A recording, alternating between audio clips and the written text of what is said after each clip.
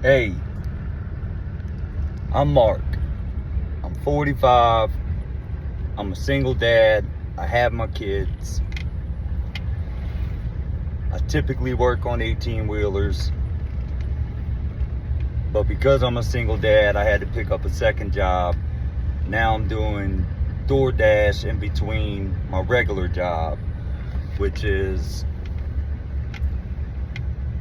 fixing 18-wheelers mainly. And I'm going to start posting every day, I think. I have a 12-year-old who is an awesome kid. I have a 17-year-old daughter that every father in the world wished their daughter was this girl. She is unbelievable. 4.5 GPA, basketball star of her school, just an awesome kid. And I got a 23-year-old son that is in a little bit of trouble right now, but we got faith in God that he's going to make it through it.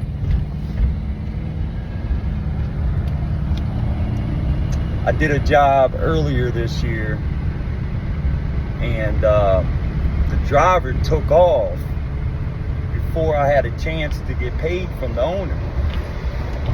So I chase him down on I-12 over here in Louisiana, and I make him stop. And he just kept on with his mouth, calling me all types of racial slurs and this and that. And I finally had enough. I got out the truck and I punched him in the face 3 times.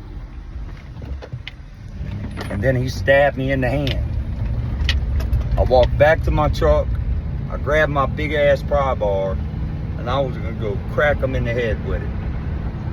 And halfway to him, I promise y'all, God himself told me in my head, you better not.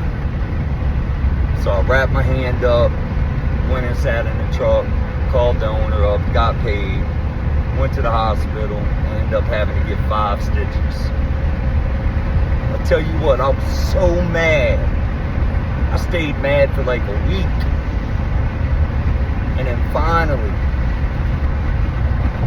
I prayed for that man.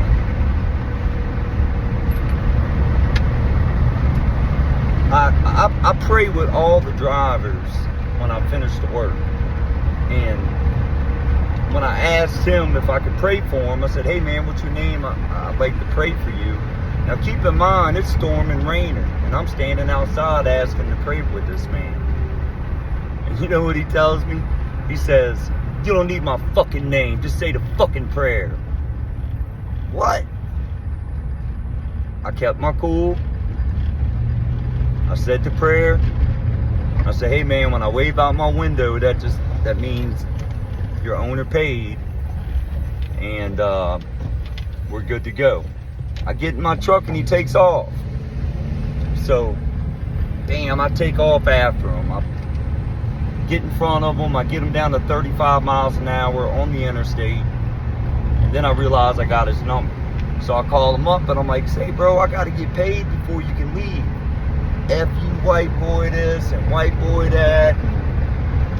Just over and over and over. And then I realized that he had a DOT issue. So I told him, I said, hey man, I'm about to call DOT if you don't pull over until I get paid. So he pulled over, and I said, I'm going to do you a favor. I'm not going to get out my vehicle. And he said, I don't give a F what you do, white boy. Now it was dark and it was raining. He didn't see me coming. I ran up on him. I clocked him with my left, hit him with my right, hit him with my left, and when I was coming back with my left to grab a hold of his window so I don't fall into traffic, he hit me with a box cutter across my hand. The doctor said he was very close to hitting my ligaments, and if he would have, I would have needed surgery. So by the grace of God, that didn't happen. But I learned something. Just because people call you names You cannot punch them in the face. You just can't. You just can't punch people in the face, no matter what they say. It's not a smart move. So I ended up having to pray for that man.